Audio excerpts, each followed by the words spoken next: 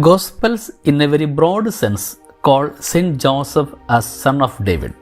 However, while the genealogy narrative of Matthew calls him son of Jacob, Luke indicates Joseph as son of Heli.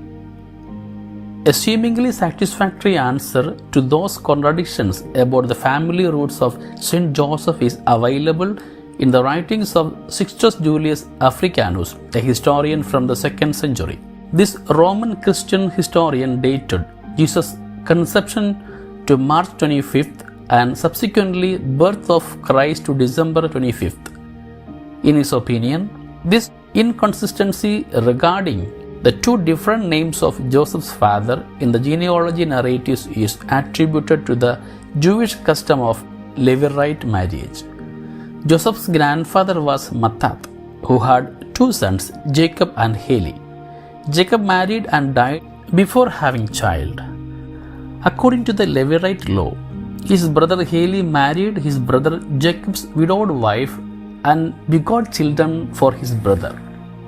Thus, 3 children were born of that marriage: Joseph, Alphaeus, and Cleophas. It is firmly believed that Jacob, Joseph, Judah, and Simon, referred to as brothers of Jesus in the Gospels, are children of Alphaeus and Cleophas. Matthew, since he addressed the genealogy of Jesus to the Jewish Christians who were familiar with the Levirate marriage, wrote about the legal fatherhood of Joseph according to the Levirate law, whereas Luke, who composed the genealogy of Jesus for the pagan Christian community who were ignorant about this Levirate law, ascribed the fatherhood of Joseph to the biological father of Joseph. Some informal writings mention Joseph's mother's name as Rachel, which coincidentally is the name of the mother of Joseph from the Old Testament. Some ancient texts like the Proto-Evangelium of James, the history of Joseph the carpenter, and the Panarion remarks about the wedding between Joseph and Mary. Accordingly, Mary was born to Joachim and Anna at their old age. Born as an answer to their prayers, Mary was offered in the temple. She lived in the temple from the age of 3.5 years to the age of marriage. Mary, who lost her parents at the age of 12, was then entrusted to the responsibility of a chief priest. Since Mary belonged to the tribe of Judah, grooms of the same tribe were invited to the temple. Joseph was from the city of Bethlehem near Jerusalem, lived a chaste life according to the Nazarite vow, also reached the temple since he could not disobey the command of the priest. The chief priest then handed over a dried stem of lily, and during the prayer, as a sign from heaven, the stem with Joseph sprouted and lily bloomed with the flowers. It is from this tradition that we see images of Saint Joseph holding lily flowers. During their betrothal, the chief priest blessed them, saying, "I command and entrust to you the most holy Virgin of Israel. Be more and more worthy of her." And to which Joseph replied, "I will put my strength and my manly authority at her service, and no sacrifice on her behalf will be heavy for me." Similar narratives can be found in the poem of The Man God by Maria Valtorta. After the betrothal, since she had already lost her parents, she went to the house at Nazareth and lived there. It is here that she receives the Annunciation. According to the narratives in the book, the day Christ died, Joseph was 26 at the time of betrothal and was a carpenter.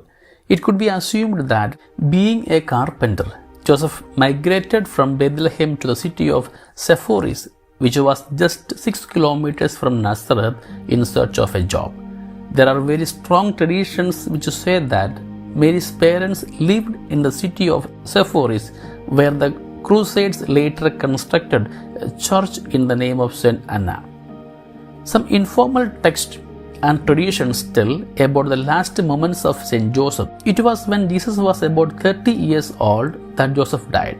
Saint Bede of England mentions in his writings that Joseph was buried at the valley of Josaphat near Jerusalem. Since the 14th century, the commemoration of the death of Saint Joseph is made on March 19. Saint Francis de Sales as well as Saint Alphonse Liguori considered him the patron of a happy death. Early church traditions proclaimed the death of Saint Joseph to be the most fortunate death. After all, a death in the presence of Jesus and Mary. What can be more fortunate than that? Maria Valtorta, in her Of the Poem of the Man God, elaborates the vision of Saint Joseph at his death. The tradition of the Church has always acknowledged and venerated Saint Joseph, the protector of the Holy Family and the Holy Catholic Church.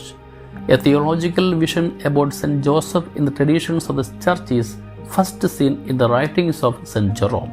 Later, in the 4th century, in his writings against Helvidius, Jerome establishes and defends the claim that not only Holy Mary but Saint Joseph himself was a celibate. In the 8th century, Saint Joseph began to be known as caretaker of Christ and foster father of Jesus. By the time of Thomas Aquinas, in his Summa Theologica, Saint Joseph was referred to the protector of the Holy Family and especially as the protector of Mary and infant Jesus. Between the 16th and the 19th century, veneration towards Saint Joseph flourished in the Church. Prayer to Saint Joseph, novena to Saint Joseph, litany of Saint Joseph, scapulars, etc. developed in the several parts of the world during this period, and several such devotional practices also developed along with the several religious congregations. Saint Francis de Sales, in his book Introduction to Devout Life, advises that for a right growth in spiritual life, after making a proper examination of consciousness, each one must ask for the intercession of Holy Mother, Saint Joseph, and each one's patron saint. Saint Teresa of Avila as well as Saint Teresa of Lisieux, in their spiritual journey, always treasured their devotion to Saint Joseph. It was in the 15th century that Pope Sixtus V declared March 19 as the feast of Saint Joseph. Pope Pius IX in 1870, by his decree named Commodum Deus, declared Saint Joseph as the patron of the Universal Church.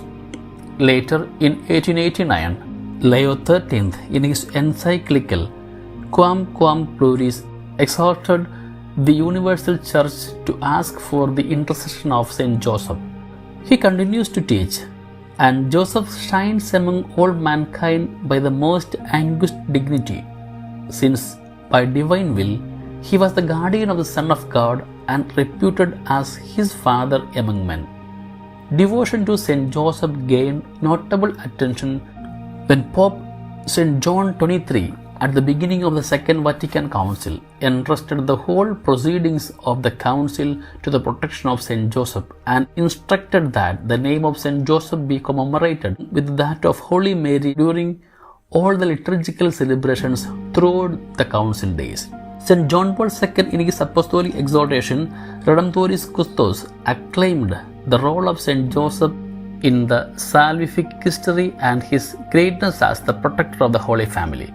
He glorifies Saint Joseph as the guardian of the mystery of God and for his true fatherhood, leading a just life as a mature husband and head of the family and engaging himself as a carpenter. Says Pope John Paul II, Saint Joseph raised the dignity of human labor as part of the plan of God. Pope Benedict XVI raised the complete sacrifice of Saint Joseph as equal to that of the Holy Mother. Pope Francis, in his recent apostolic letter Patris Corde, familiarizes us towards the paternity of Saint Joseph, who silently proclaims the ever-loving God he experienced to the Holy Family entrusted in his care. Saint Joseph, through his life, demonstrates to discern and perceive the will of God even in our venture unto the unknown paths filled with the shadows of uncertainties and darkness of ignorance. The life of Saint Joseph is an invitation to each one of us to discern the mystery of the divine vocation in the Holy Family, in the Holy Church, as well as in each of our families, and to silently surrender to the will of God.